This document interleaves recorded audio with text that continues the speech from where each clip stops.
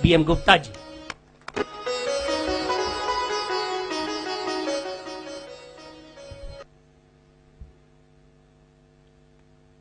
मंचस्थ माननीय आदरणीय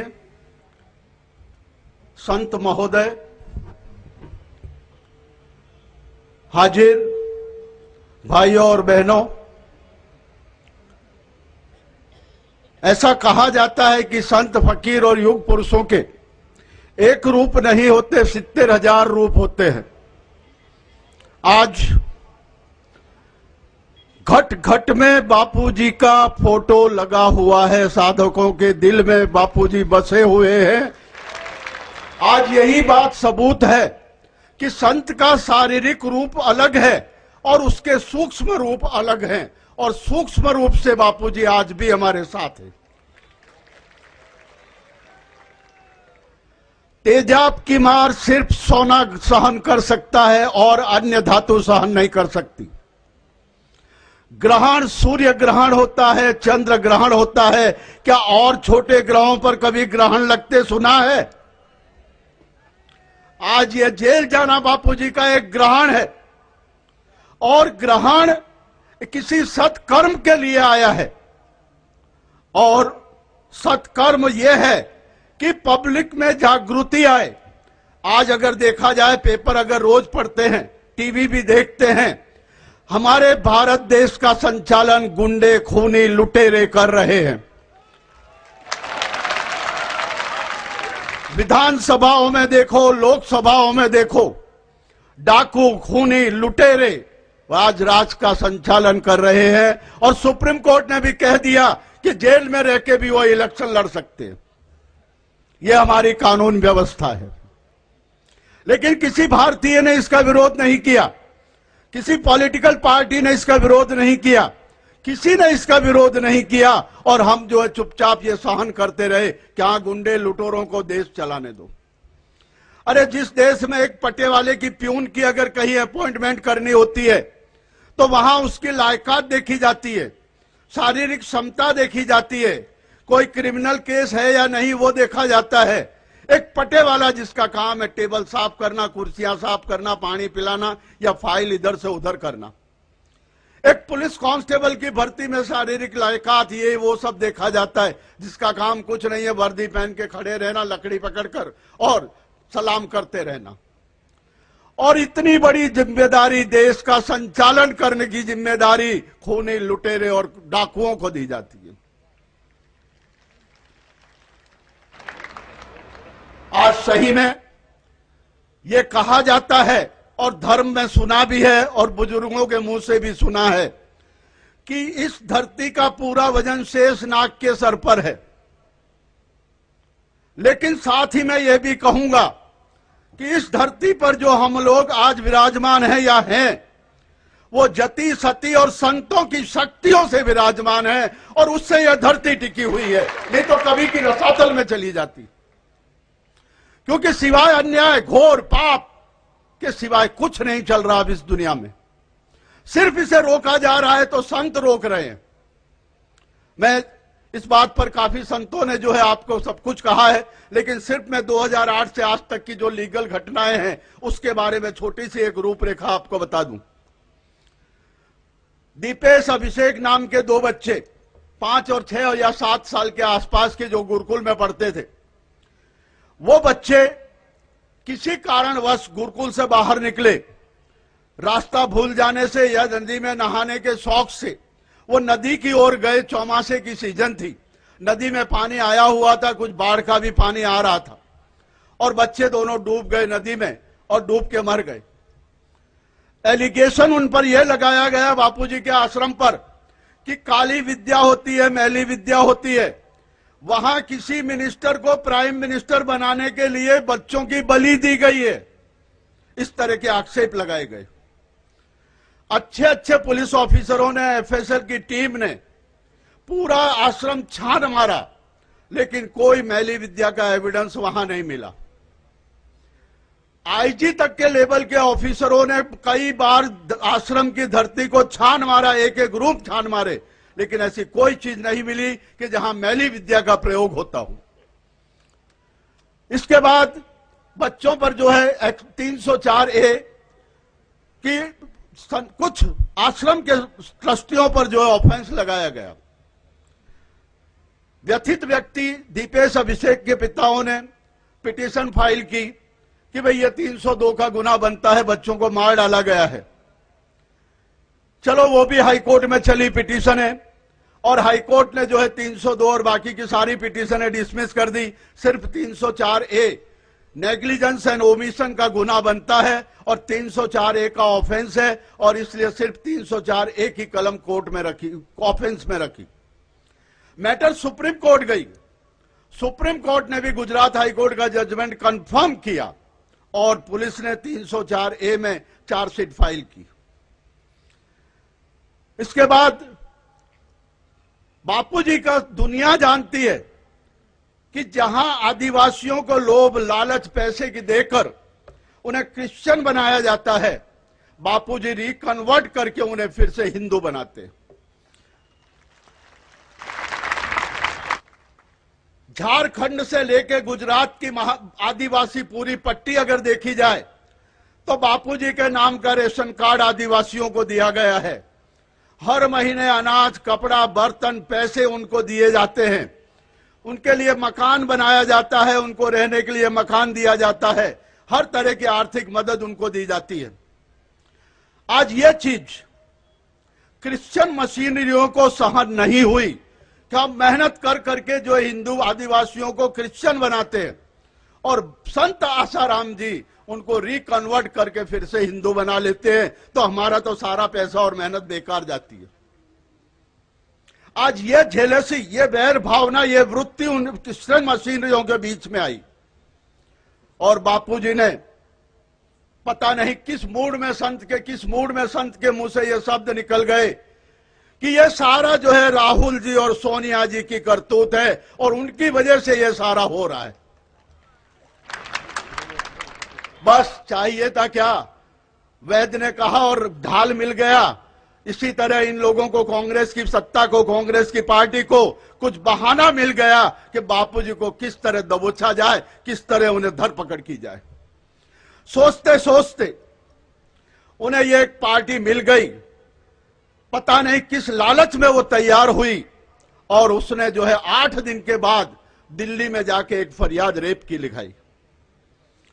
उस लड़की का मेडिकल चेकअप दिल्ली के डॉक्टरों ने हॉस्पिटल में, सिविल हॉस्पिटल में हुआ।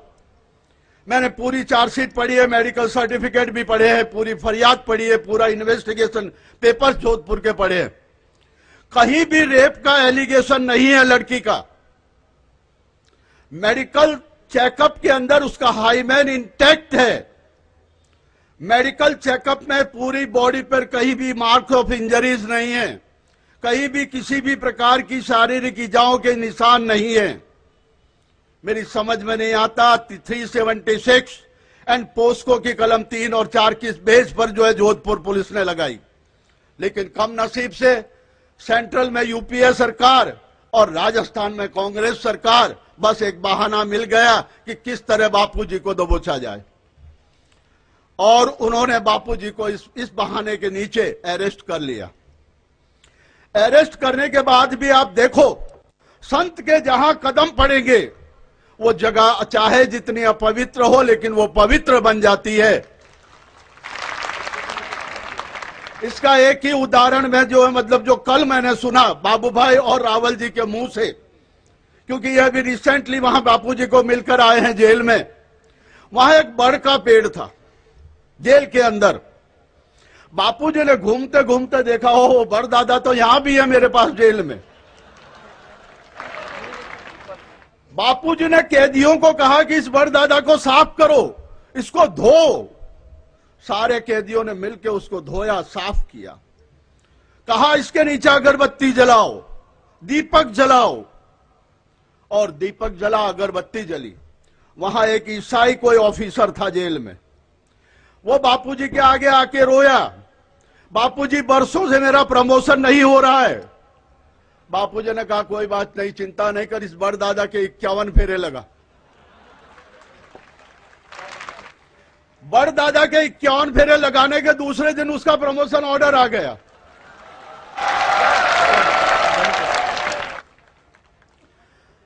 आज बाबूभाई रावल जी, नीताजी वैद्य, ये 3-4 कलाक तक जब बापूजी को मिलने जाते हैं तो 3-4 कलाक बाहर बैठना पड़ता है। वहां जो भी गार्ड पुलिस वाले होते हैं वो ड्यूटी क्या करते हैं उनको खुद को पता नहीं है, बस बापूजी के गुणगान ही गाया करते हैं।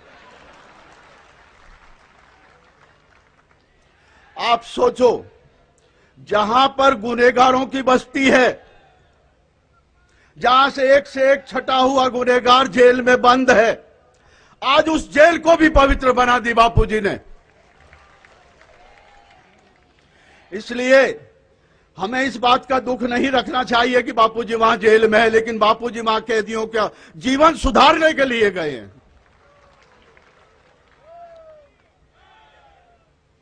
और बापूजी ने कैदियों का जीवन सुधार दिया।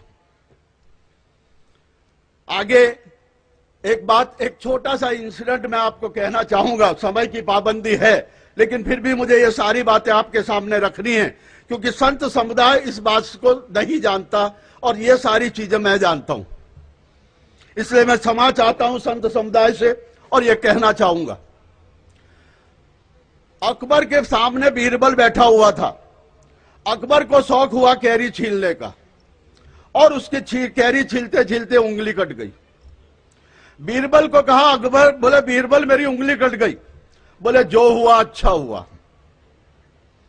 राजा को बड़ा गुस्सा आया कि साला मेरी उंगली कट गई और तू कह रहा है जो हुआ अच्छा हुआ। इसको बीरबल को उठा के जेल में डाल दो। बीरबल को जेल में डाल दिया गया। कुछ दिनों के बाद अकबर शिकार करने के लिए लश्कर को लेकर निकले जंगल में। हिरण को देखकर काफी दूर निकल गए अकबर, लेकिन अकेले रह गए अकबर जी, और बाद में सेना सारी पीछे रह गई और जंगल में खो गए। आदिवासियों ने जो उस महाराजा को, अकबर को पकड़ लिया कि कल हमारे देवता को बलि चढ़ानी है इंसान की। अच्छा इंसान भेज दिया देवता जी ने। ले गए पकड़ के, उसे नहलाया धुलाया, तैयार किया। पुजारी ने कहा देख लो कहीं से दागी तो नहीं है, क्योंकि दागी की बलि देवता नहीं स्वीकारेगा।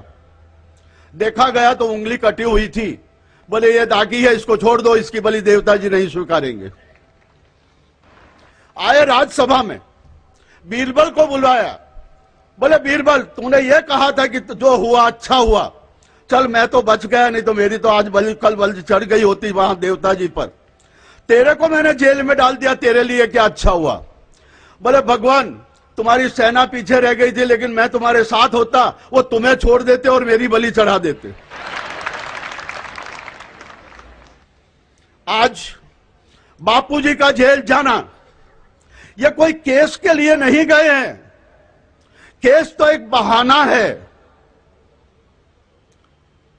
आज बापूजी गए हैं जोधपुर को, राजस्थान को सुधारने के लिए, राजस्थान की पुलिस को सबक देने के लिए कि गलत मत करो, कांग्रेस सरकार को सबक देने के लिए कि तुम ये गलत जो जितना करोगे पब्लिक तुम्हें उखाड़ कर फेंक देगी। और वही हो रहा है। वसुंधरा जी की पूरी टीम जीत गई। बापूजी के पास मैसेज गया। बापूजी ने कहा सत्यमेव जयते। जब बापूजी कोर्ट में गए तो जज साहब ऊपर से कहते हैं कि बापूजी आपने ये कहा था कि सत्यमेव जयते। बोले हाँ मैंने कहा था और अभी भी कह रहा हूं सत्यमेव जयते। आप सोचो बापूजी के ये 3 शब्द आज जज के दिमाग में भी अथरा रहे हैं। और आज उसने कहा कि बापूजी आप ये शब्द बोले थे। बोले हाँ मैंने कहा था और अभी फिर कह रहा हूं कोर्ट में सत्यमेव जयते। सत्य पर धूल चढ़ सकती है, लेकिन कायम के लिए धूल नहीं रह सकती। और आज वही है। आज सारी कलमें जोधपुर की गलत लगाई गई है, लेकिन मैंने जिस तरह कहा कि सूर्य ग्रहण है ये, और ग्रहण किसी खास परियोजना के लिए हुआ है। आज उसी तरह यहां पर भी हुए। जो 2 बच्चों का इंसिडेंट है, 304A की चार्जशीट फाइल हो गई, चार्जशीट में केस चल रहा है। अरे पेपर वालों ने तो यहां तक जगा दिया कि बापूजी के ऊपर गुजरात में 28 केस हैं, लेकिन मैं ये कह रहा हूं कि बापूजी किसी केस में नहीं है सिवाय इस गलत केस में। अरे ये तो सोचो 12 साल के बाद एफआईआर दर्ज होती है और पुलिस हंसते हंसते दर्ज कर लेती है एफआईआर। एक बात मैं आपको यह भी कहना चाहूंगा कि क्यों गुजरात में यह ऑफेंस रजिस्टर हुआ। कांग्रेस ने यह कहा कि भाई हमने तो बापूजी को बुक कर दिया, ये तो गुजरात में बीजेपी सरकार संभाल के बैठी है बापूजी को, और इसलिए जो है बापूजी फ्री घूम रहे हैं। लेकिन कम नसीब इलेक्शन सर पर है, बीजेपी ने भी सोचा कि अपन भी कुछ करो और बापूजी के खिलाफ कोई गुनाह दाखिल करो, और उन्होंने ये गलत गुनाह 12 साल पहले का एक कोई बनाव खड़ा करके और ये रजिस्टर कर दिया। आप देखिए पूरे केस के अंदर सिर्फ बापूजी के सिवाय बाकी सभी जो है बेल पर है। लक्ष्मी मैया बेल पर है, भारती जी बेल पर है, और जितनी भी दूसरी साधिकाएं पकड़ी केस में है सभी बेल पर है। यार कहने का मतलब यह है कि ये सारे गलत आक्षेप है, और गलत आक्षेप कायदा की प्रक्रिया के द्वारा ही साबित होंगे कि ये गलत है, और बापूजी एक दिन दीप्यमान बनकर आएंगे और हमारे बीच आएंगे, वो दिन दूर नहीं है। एक छोटी सी बात कहने के बाद मैं अपनी आपसे रजा लूंगा।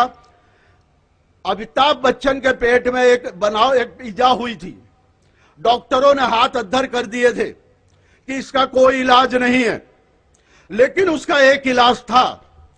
सभी पुरुषों ने, व्यक्तियों ने, चाहकों ने अपने अपने मजहब में दुआएं मांगी कि अमिताभ बच्चन की बीमारी को दूर करो और उसको अच्छा करो। मैं उसी तरह सभी श्रोताओं से हाथ जोड़कर विनती करता हूं कि सभी ये प्रार्थना करो प्रातः उठ के कि बापूजी जल्द से जल्द हमारे बीच आए, सदैव बीच में आए। सूक्ष्म रूप से तो है, लेकिन सदैव हमारे बीच में आवे, और ये रोज सुबह हर व्यक्ति, हर साधक, हर शिष्य ये प्रार्थना करेगा तो मैं मानता हूं कि वो दिन दूर नहीं कि बापूजी सदैव हमारे बीच होंगे। नमस्कार।